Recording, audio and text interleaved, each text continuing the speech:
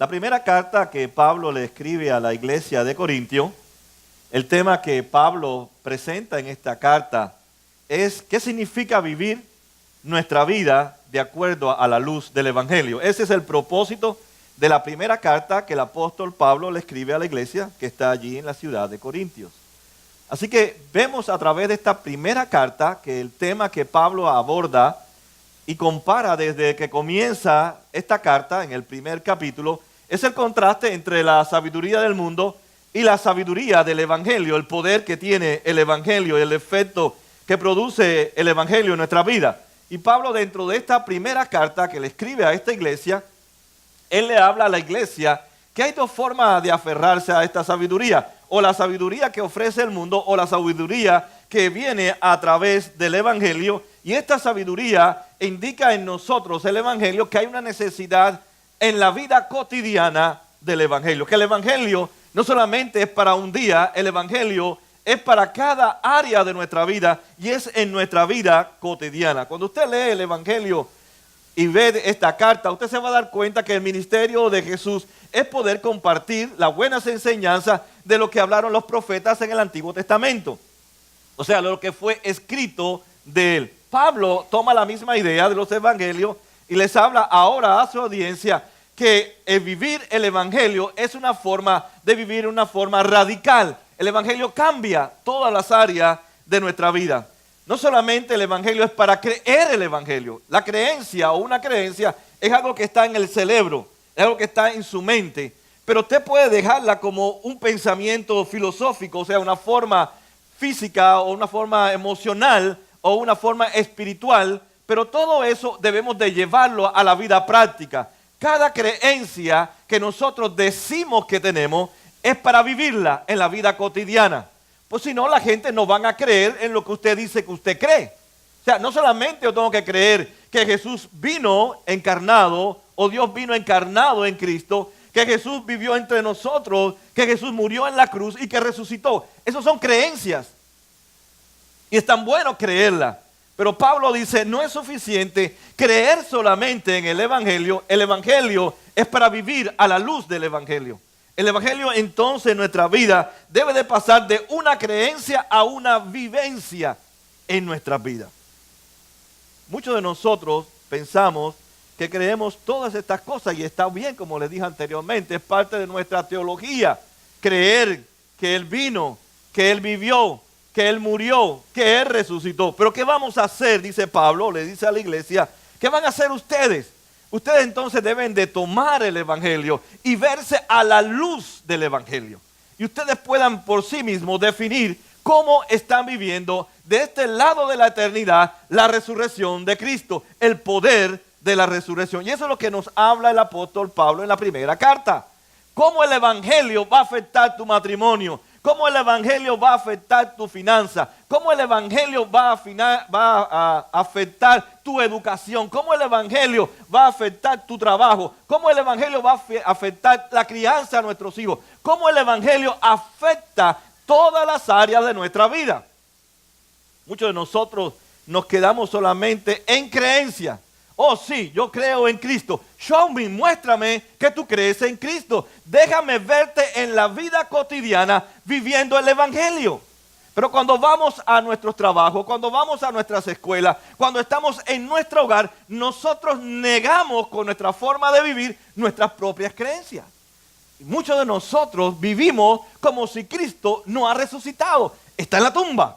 Para nosotros sabemos que Él está vivo y ha resucitado. Pero para muchos creyentes, Cristo está muerto porque no está afectando la vida cotidiana de cada uno de nosotros. Y el apóstol Pablo, si usted leyó esta carta, los Corintios, era una iglesia muy disfuncional, con familias disfuncionales. Sí, tenía una gran creencia en Cristo, pero no estaban viviendo conforme a la luz del Evangelio. Y Pablo les envía esta carta para que ellos le digan, dejen la amnesia, dejen la falta de memoria en la resurrección. Están viviendo como están viviendo porque se han olvidado del poder de la resurrección. Si Cristo está vivo en tu vida, tiene que haber cambios visibles en tu vida, a favor del Evangelio, no en contra del Evangelio. Así que nunca sabremos cómo vivir la vida cristiana si no entendemos el poder y las implicaciones que tiene la resurrección de Cristo en mi vida diaria. Aparte de la resurrección, nuestra vida, si no vivimos nuestra vida a través de la resurrección, nuestra vida, dice Pablo, que va a ser una vida inútil, insatisfecha, una vida que no va a producir nada en nosotros. Por tanto, la resurrección tiene que cambiar todo en nuestra vida. Si no, Cristo no ha resucitado. Pablo le escribe a la iglesia porque la pasión que él tiene, el deseo que Pablo tiene a través de la inspiración del Espíritu Santo, es que la resurrección tenga implicaciones prácticas en su vida. Que la resurrección realmente es para vivirla, no es para creerla nada más, es para vivir a la luz de la resurrección. Por eso él comienza este capítulo 15 hablando de esta manera. Ahora, hermanos, quiero recordarles, son como, ¿cómo se llama el pescadito de Nemo? El azulito. Dory, ¿verdad? Somos como Dory, tenemos mala memoria, vamos detrás de la resurrección. ¿Y por dónde andaba? ¿No, verdad? O sea, seguimos creyendo en Cristo, pero en un momento de los afanes de nuestra vida, en las cosas que constantemente vivimos, se nos olvida, tenemos amnesia. Somos como Dory. Se nos olvida cuál es el camino, atrás de qué vamos. Y atrás de la resurrección de Cristo debemos de mantenernos. Él dice, mediante ese evangelio son salvos, si se aferran a la palabra que les prediqué. De otro modo, habrán creído en vano. Cuando repasaba el sermón y estudiaba en él, yo me preguntaba, y quiero que ustedes se pregunten, ¿por qué Pablo le recuerda a un cristiano o a los cristianos de la ciudad de Corintio sobre la resurrección? ¿Por qué Pablo tiene que recordarle a los cristianos de la iglesia que están allí en la ciudad de Corintio sobre la resurrección? Es algo interesante. Déjame decirle, tal vez como han pasado muchos años, pero para ellos la resurrección había ocurrido unos 50 años solamente. Para nosotros ha ocurrido cientos de años. ¿Se puede imaginar si para ellos fue urgencia de Dios hablarles y recordarles de la resurrección? ¿Cuánta urgencia no habrá más para nosotros que ha transcurrido 2000 y tantos de años la resurrección? Y la resurrección es el impacto más grande que ha provocado Dios en el ser humano. La resurrección no sucede todos los días. Cristo no resucita todos los días. Él resucitó una sola vez. Es algo inusual. Es algo que no ocurre constantemente. Es un evento impactante. Es un evento maravilloso, majestuoso, que habla de la gloria de Dios. Y apenas habían transcurrido 50, 60 años, ya la iglesia tenía amnesia. Había perdido poco a poco la memoria de las implicaciones que tiene que tener la resurrección en la iglesia y en el creyente. ¿Y sabe por qué? Pablo tiene que recordarle, porque en nuestros afanes de la vida se nos olvida qué Dios ha hecho por nosotros, quiénes somos ya en Cristo y qué Dios ha dado a la vida de cada creyente. Un Cristo no muerto, sino un Cristo que ha resucitado y tiene poder para cambiar todas las áreas de nuestra vida. Se los olvidó a ellos y no cabe duda que muchas veces a nosotros también se nos olvida. ¿Y cómo puedo saber yo que se me olvida la resurrección? Muy fácil. Observe su matrimonio. Cristo está vivo en su matrimonio.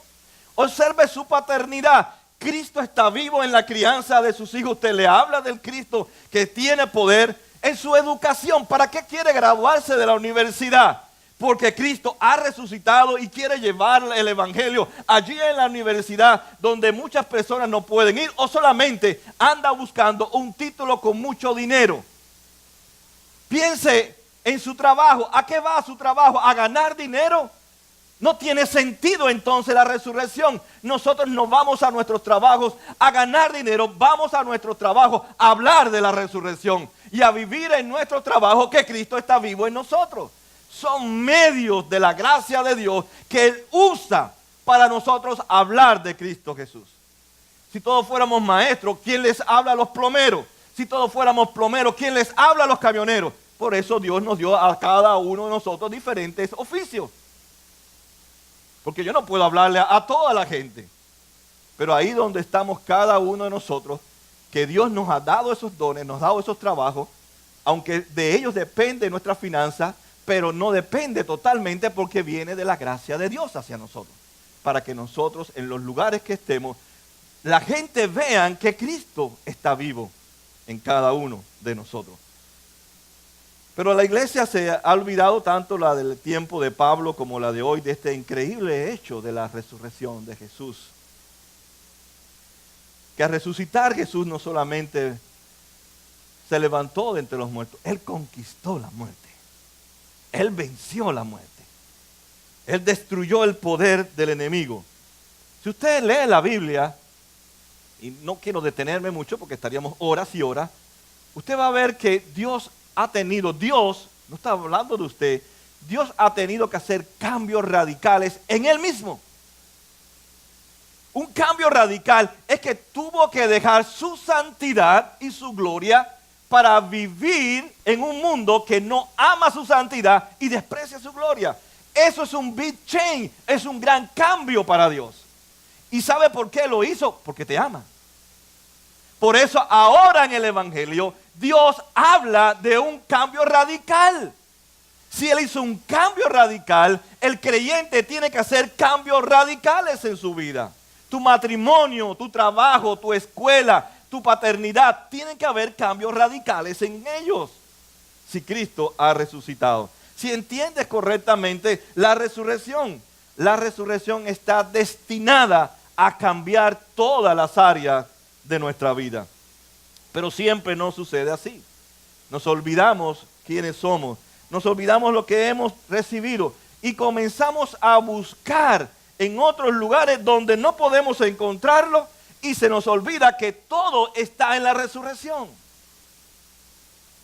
Yo siempre digo que todos corremos detrás de algo, andamos siempre buscando algo, buscamos vida detrás de algo, queremos buscar a través de algo. Pero solamente podemos encontrar lo que estamos buscando a través de una forma vertical, no a través de una forma horizontal. El que da vida es el que es nuestra relación con alguien que es Cristo, que es una forma vertical. Nadie horizontalmente puede darte vida ni resucitarte de entre los muertos. Por ejemplo, los esposos y las esposas deberían amarte a ti. Debería amar a su esposa, debería amar a su esposo. El esposo y la esposa debería cuidar a su esposo o a su esposa, viceversa. Debería ser cariñosa o cariñoso, como quiera. Debería entonces, realmente, el esposo y la esposa trabajar para proveer para tanto para él como para ella, para su familia. Todo eso es bueno, pero nada de eso te da vida. Por tanto, a veces le imponemos una carga al matrimonio, una carga a la paternidad, una carga a la finanza que ninguno podemos llevar porque solamente eso es Cristo Jesús. Es muy bueno la paternidad y es importante nuestros hijos, es muy importante nuestro matrimonio, es importante nuestro trabajo, es importante, pero nada de eso nos da vida. Nada de eso puede solucionar nuestros problemas.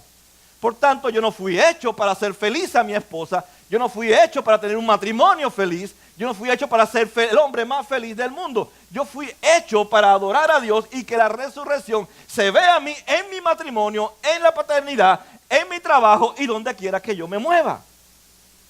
Pero a veces queremos que nuestros esposos y nuestras esposas y nuestros hijos sean los que nos hagan feliz. Mira, a ver si usted tiene sentado ahí al lado un Mesías. ¿Cuántos Mesías ustedes tienen sentados? Imponemos entonces carga. No tiene nadie ningún Mesías, ¿verdad? Ah, amén, qué lindo. Los felicito. No tengan al Mesías sentado a su lado. El Mesías está adentro de nuestros corazones. ¿verdad? En nuestra relación vertical con Dios. Voy a ponerle otro ejemplo. Por ejemplo, los padres, muy importante en la nación de los Estados Unidos, no tanto en muchos de otros países.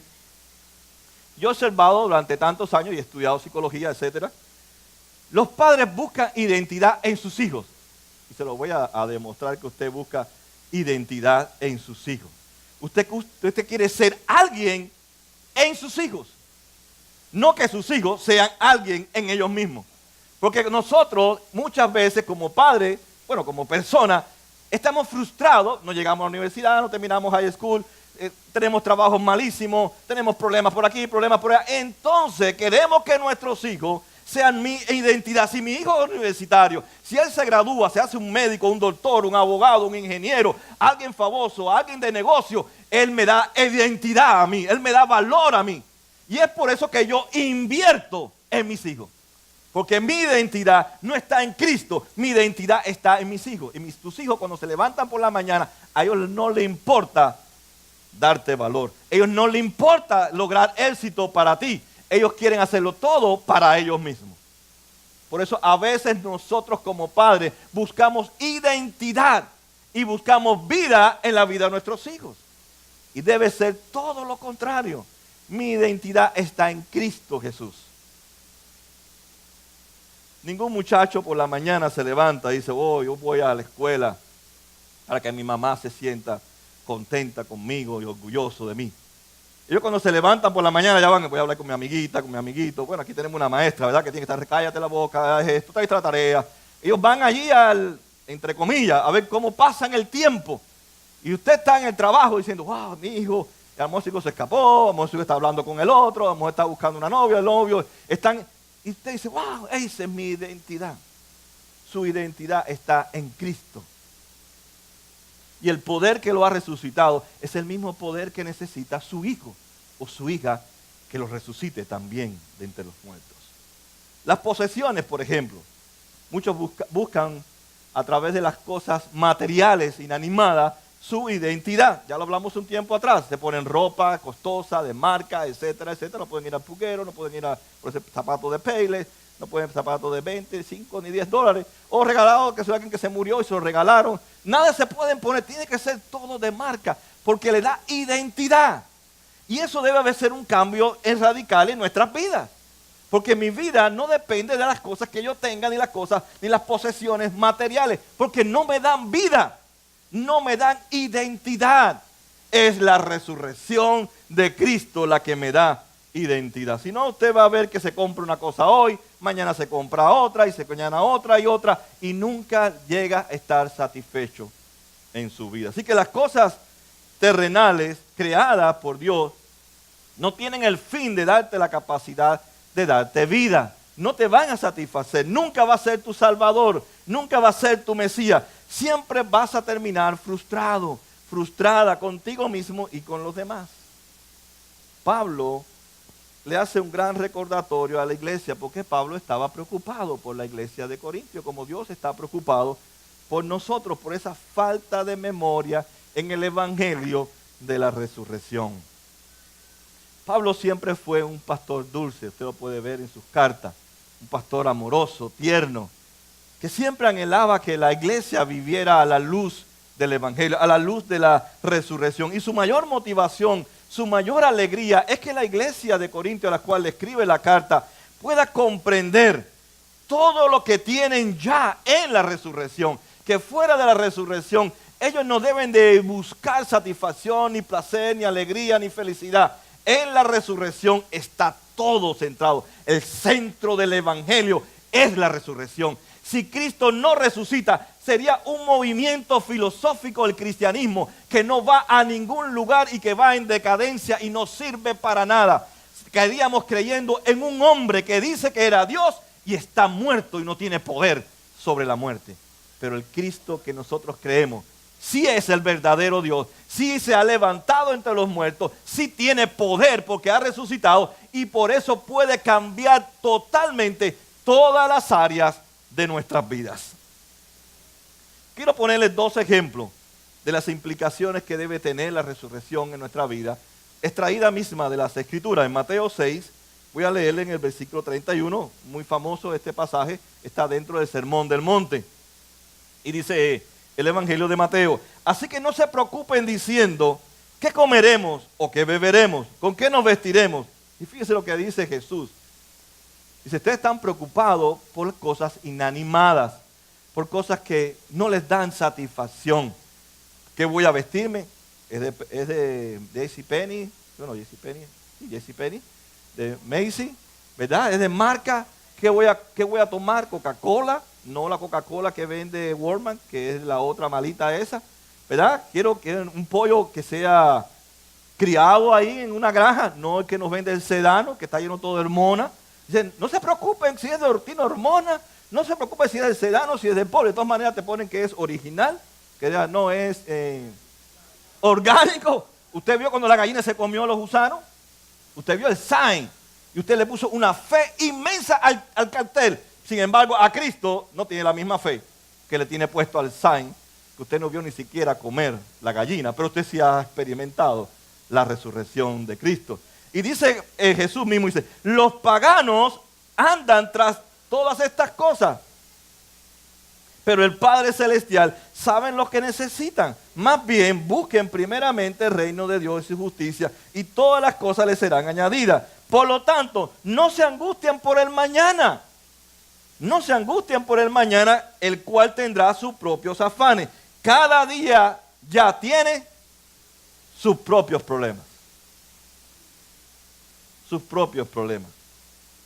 Si usted nota, Jesús compara a los creyentes con los paganos. Los paganos en el hebreo son las personas que no conocen a Jesús, que no creen en Dios. Dice, ustedes están haciendo lo mismo que aquellos que no creen en Dios. Andan preocupados. Por eso Jesús le dice muchas veces a ellos, por eso no me extraña que tengan tanto miedo, porque están tan aferrados a las cosas materiales que supuestamente deben darle seguridad, por eso tienen tantos temores. ¿Tienes temor en tu matrimonio? Porque tu seguridad está en tu esposa o en tu esposo. Tienes tantos temores con tus hijos porque tu seguridad está en tus hijos.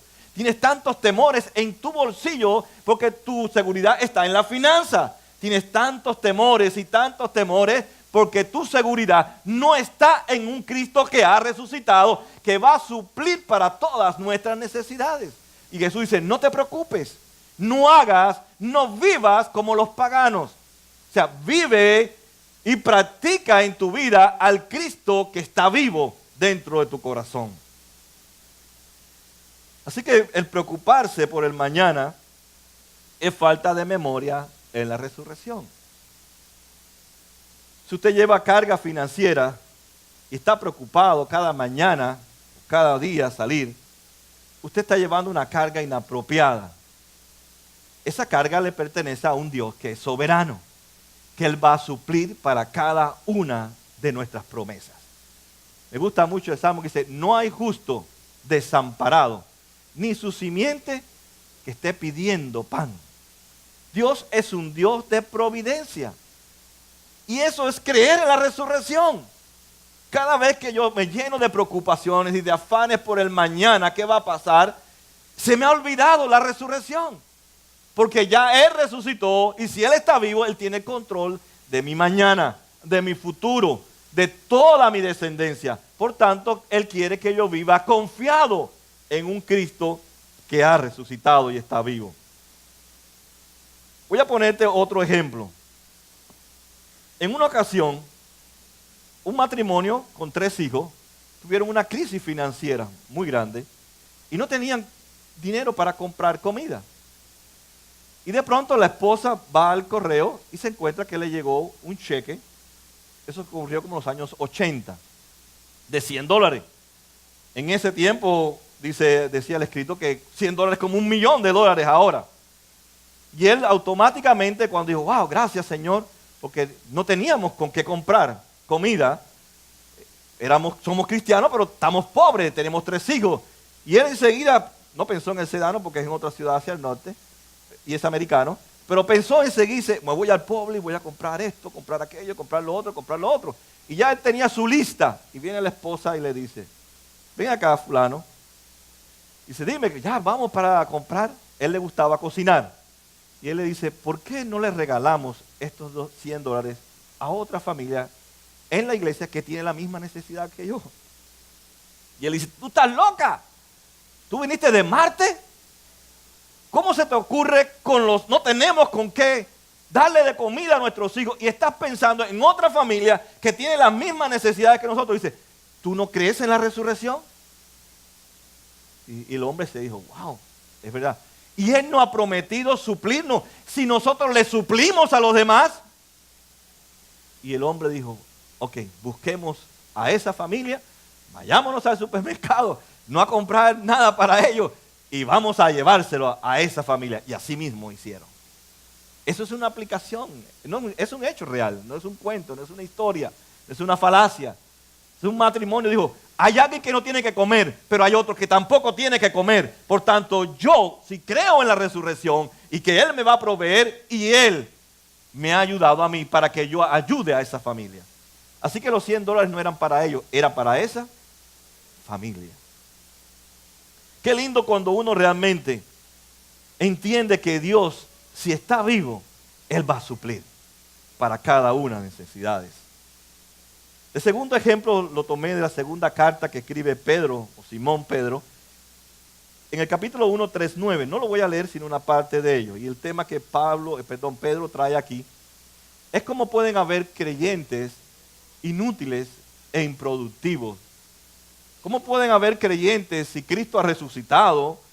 Si es algo poderoso dentro de la vida del creyente, impactante. ¿Por qué hay creyentes, dice la segunda carta de Pedro? Hay creyentes que viven en vano, sin sentido, sin propósito. Son improductivos, o sea, no producen los frutos de que supuestamente ya su fe fue dada a través de Cristo. Pedro dice, ¿por qué no hay fruto en la vida de la iglesia? ¿Por qué los creyentes no están viviendo su fe en cada lugar donde Dios nos está poniendo? Porque Él escribe a los dispersos, a los judíos que estaban dispersos en toda aquella región. Y yo me preguntaba también, ¿por qué la iglesia de hoy, si decimos que tenemos un sistema de creencia, y es bueno el sistema de creencia, pero no solamente es para creer, es para vivir y que la gente vea que yo de verdad creo lo que estoy hablando? ¿Cómo le voy a decir a mi esposo o a mi esposa, ven conmigo a la iglesia y cree en Cristo, cuando Él te ve a ti, que eres flojita o flojito para leer la Biblia, para orar, para sacrificarte para lo otro? Es un sistema muy bonito, pero tú no crees en el Cristo resucitado. El Cristo resucitado produce en nosotros frutos conforme a lo que yo creo, para que yo viva lo que yo creo. Y Pedro le escribe a los que están dispersos y le dice, si de verdad eres creyente, tu vida no puede ser vana e infructífera. Tiene que haber frutos. Dice el versículo 9 y Pedro dice, porque la iglesia que estaba dispersa, que eran judíos, creyentes ya en Cristo, estaban creyendo en el Mesías, estaban siendo personas sin sentido, vivían vidas vacías, aunque tenían a Cristo. No producían los frutos, aunque tenían a Cristo. Y dice el apóstol Pedro, en el capítulo 1, versículo 9, en cambio, el que no las tiene es tan corto de vista que ya ni ve. Y aquí viene lo mismo que dice Pablo. Se olvida de que ha sido limpiado de sus antiguos pecados. Se olvida de que ha sido limpiado de sus antiguos pecados. Se ha olvidado de quién es. Se ha olvidado lo que ha recibido de Cristo. Tiene amnesia en la resurrección. O sea que era un problema en el tiempo bíblico. Apenas habían pasado unos pocos años, ni siquiera un siglo. Y ya la iglesia se había olvidado del evento más importante de la historia de la redención. Y nosotros creo que tenemos el mismo problema. No hemos olvidado del impacto que tiene que tener la resurrección en cada área de nuestra vida. En mi matrimonio, en mi paternidad, en mi trabajo, en mi educación, en todo donde quiera que estamos, tiene que haber impacto y un cambio radical en nuestras vidas. ¿Por qué olvidamos entonces este evento tan importante cuando no deberíamos olvidarlo? Una de las cosas es nuestras preocupaciones. Y estamos buscando vida donde no hay vida. Tu trabajo no te da vida. Tu familia no te da vida. Tus finanzas no te dan vida. Tu matrimonio no te da vida. El único que da vida es Jesús. Y es para que viva todas esas áreas que acabo de mencionar a la luz de la resurrección. Hoy creo que necesitamos esa gracia del pescadito Dory, que Dios nos recuerde a través de su gracia que estamos olvidando este evento tan importante y que necesitamos recordarnos día a día quiénes somos y ya lo que hemos recibido a través de Cristo Jesús. Ahora, hermanos míos, quiero recordarles, dice el apóstol, el evangelio que les prediqué, el mismo que recibieron, en el cual se mantiene firme. Pablo entonces no ve la vida cristiana como una vida en conformidad, en comodidad, en entretenimiento, en placer, en pensar en ellos mismos. Pablo ve la vida a la luz de la muerte y la resurrección de Cristo. Pablo ve en la vida del creyente y en su propia vida que lo más importante no es tu matrimonio, lo más importante no es tu finanza, lo más importante no son tus hijos, lo más importante no es tu carrera, lo más importante no es tu trabajo, lo más importante no es tener negocio, lo más importante es vivir el evangelio y el Cristo que está resucitado. Es lo más importante. Y es la pasión que Pablo quiere transmitirle a la iglesia. Si tú resolvieras tus problemas financieros, ¿realmente te va a dar vida? Sabemos que no te va a dar vida. Porque engañoso es el corazón más que todas las cosas. Si tú estás preocupado por el dinero, es porque tú amas el dinero. El dinero se ha convertido en tu Dios. Si tú amas demasiado a tus hijos y a tu familia se ha convertido en tu Dios, o tus hijos, tu trabajo. Y eso lo dice la palabra, que los males salen del corazón. Salen del corazón. Están en nuestro corazón. Pero si Cristo y la resurrección domina tu corazón, el dinero, el trabajo, la familia ocupan segundos lugares. Porque la Biblia dice que amar a Dios, no es amar a los hijos. ¿No dice así? ¿No dice amar a tu esposa por sobre todas las cosas? No, ¿verdad? Entonces, ¿qué dice? ¿Amar a quién? A Dios sobre todas las cosas. Porque Él es que está vivo. Él es el que puede proveer para cada una de tus necesidades. Él es el que cuida tu matrimonio. Él es el que cuida a tus hijos. Él es el que cuida tu trabajo. Él es el que te cuida tu entrada y tu salida. ¿Desde ahora hasta cuándo? Para siempre. No es hasta un ratico o un momentico. Porque tu esposo o tu esposa cuando se mueren ya no te pueden cuidar más. Pero Él dice, yo he prometido cuidarte para siempre. Nunca te voy a dejar ni te voy a desamparar. Cuando uno piensa en la resurrección, y Pablo está pensando en la resurrección con la iglesia de Corintio y quiere que la iglesia se evalúe a sí misma. Y claro, estamos muy lejos de los problemas sociales que tiene Pablo, los que tenemos nosotros, y quiero contextualizar el pasaje al tiempo de hoy. ¿Qué le es más fácil a usted? ¿Comprarse una blusa, un pantalón, un par de tenis, zapatos, que yo estoy seguro que usted no necesita? ¿O unas vacaciones o un viaje que yo estoy seguro que usted no necesita? ¿Qué es más importante? ¿Todas esas cosas? ¿O cuando recogimos la ofrenda, usted dar todo lo que tenía? ¿Qué es más fácil?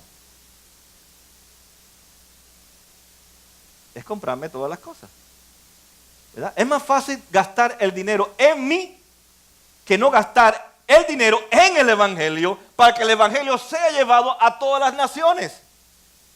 Ahí vemos entonces en nuestro corazón que no estamos viviendo a la luz del evangelio. Cuando dije todo el dinero, no me estoy refiriendo a que usted se quede sin dinero, lo que usted debe de dar al Señor. Amén. No voy a salir después, el pastor nos dejó que nos quedáramos la renta, un anillo. No estamos yo soy del Ministerio de la Prosperidad, ¿verdad? Que usted tiene que dar un anillo, la casa, el título de su casa, de su carro, traerme un Mercedes-Benz y ponerme acá adentro No, eso no. Lo que usted debe de dar como creyente me estoy refiriendo. Es más fácil que yo me gaste mis 10 o mis 20 o mis 30 diezmos en mí que yo los dé y lo eche en el plato de la ofrenda para la iglesia y la iglesia pueda llevar el evangelio. ¿Por qué? Porque no hay implicaciones de la resurrección en nosotros. Nos aferramos a que eso nos va a dar vida y ahí no soltamos, no somos generosos con el reino de Dios, que es para que otros conozcan al dador de la vida. Aquí hay una lucha, dice Pablo, y una lucha que se da de este lado de la eternidad, y una lucha que se da en el patio de tu corazón, ahí en tu yarda, en tu corazón. Y en la medida que en tu corazón vayan subiendo los niveles de importancia en las cosas horizontales, va a ir disminuyendo la importancia con lo vertical, que es la resurrección. Y eso nos lleva a la amnesia, a la falta de memoria en la resurrección. Porque el evangelio no solamente es para entenderlo, el evangelio es para vivirlo en la vida diaria nuestra. Quiero que te pregunte, ¿qué es lo más importante para ti? Hoy comienza una semana, pero terminó una semana. Al mirar hacia atrás, hacia el lunes, martes, miércoles, jueves, viernes, sábado, y usted mira hacia atrás y usted piensa, wow, fue una semana maravillosa. ¿Por qué fue maravillosa? Oh, porque estuve toda la semana con mi familia. Oh, porque pude trabajar toda la semana. Oh, porque no me enfermé en toda la semana. I'm sorry. Es una vida, una semana miserable. Porque no has vivido en la resurrección. No has hecho nada por el Cristo que supuestamente está vivo en ti.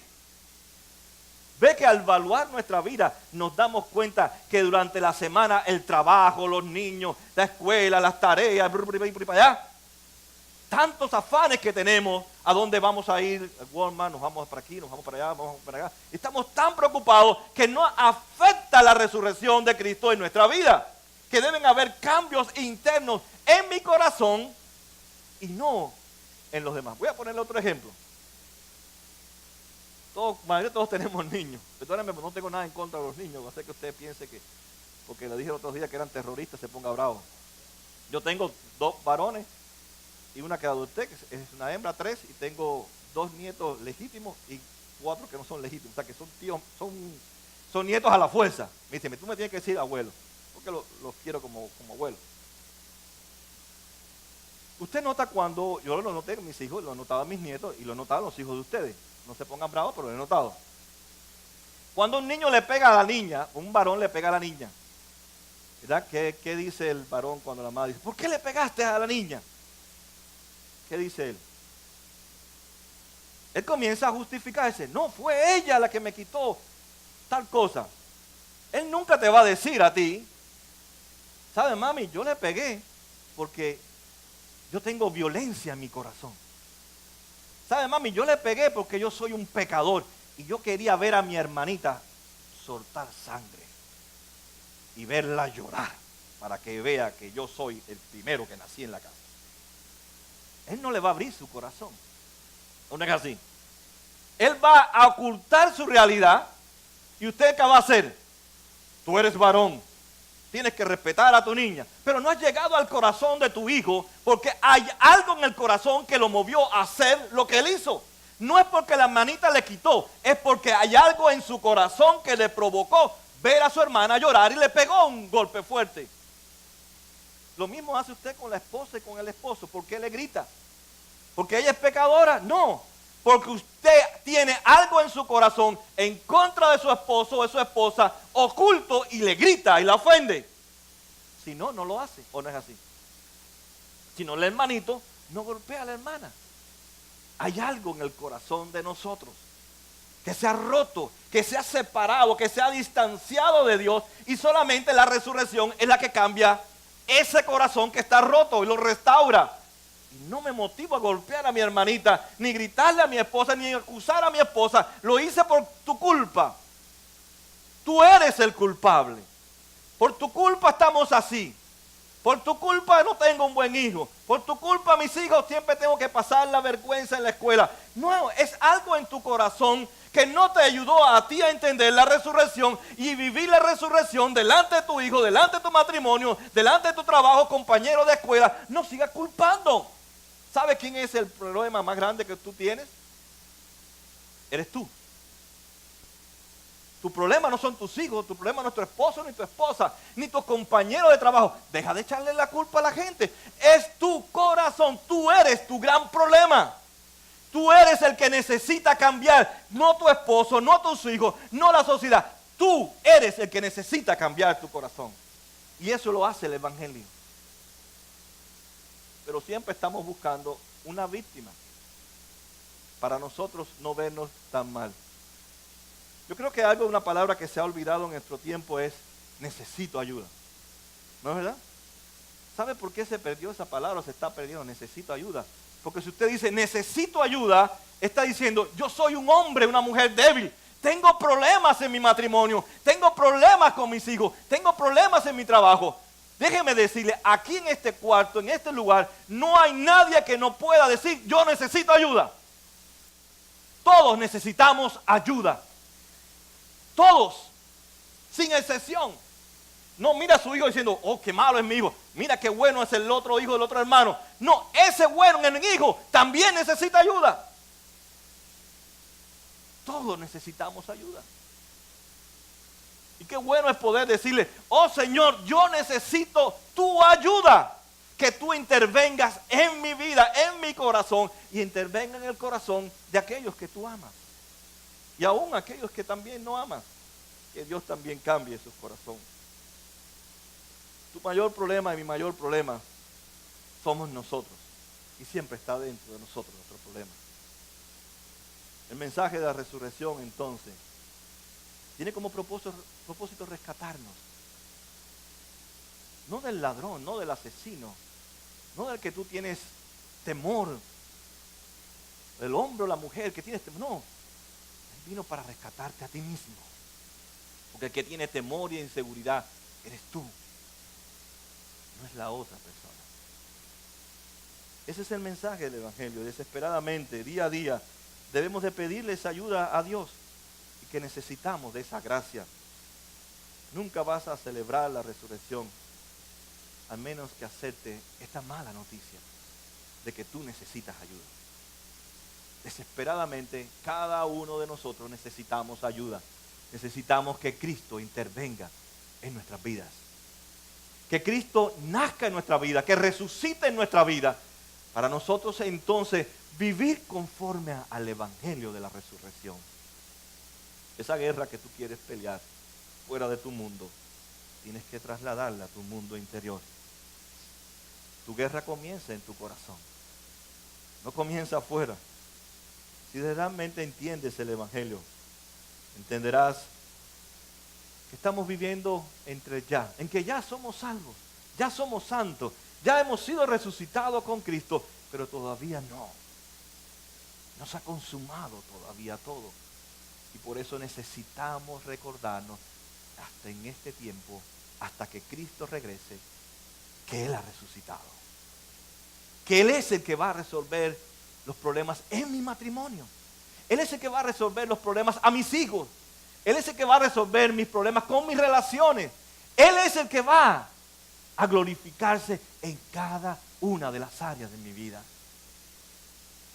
Quiero recordarte entonces, para concluir, que estamos desesperados por ayuda. No se crea más malo que nadie, ni mejor que nadie. No se crea más fuerte que nadie, ni más débil que nadie. Pablo dice, me gusta mucho, dice, cuando yo era débil, cuando yo reconocía mis debilidades, cuando yo reconocía mis bajezas, cuando yo reconocía que queriendo ayudar a un hermano lo que hacía le hacía el mal, cuando realmente yo entendía mi debilidad, que necesitaba ayuda, Cristo se hacía fuerte en mí. Y yo podía permanecer en mi fe. No por mí, porque si algo soy, dice el apóstol, es por la gracia que Dios me ha regalado en Cristo Jesús. No se considere más malo que nadie. Y la gente hoy huye de pedir ayuda porque piensan que otros están mejor que nosotros. Lo que los otros están ciegos, dice Pablo. Y no han visto su corazón, que necesitan de la intervención del Cristo que ha resucitado entre los muertos. Pablo nos dice, no te aferres a la sabiduría de este mundo. Aférrate a aquel que gobierna sobre toda la creación. Aférrate a aquel que debe gobernar y reinar en tu corazón. Aférrate a aquel que el único puede guiar tu vida desde la eternidad hasta la eternidad. Y es un Cristo que está vivo. El creer en la resurrección es un estilo de vida. Es más que una creencia. Pongámonos de pie para orar. Señor amado, te damos gracias por tu palabra.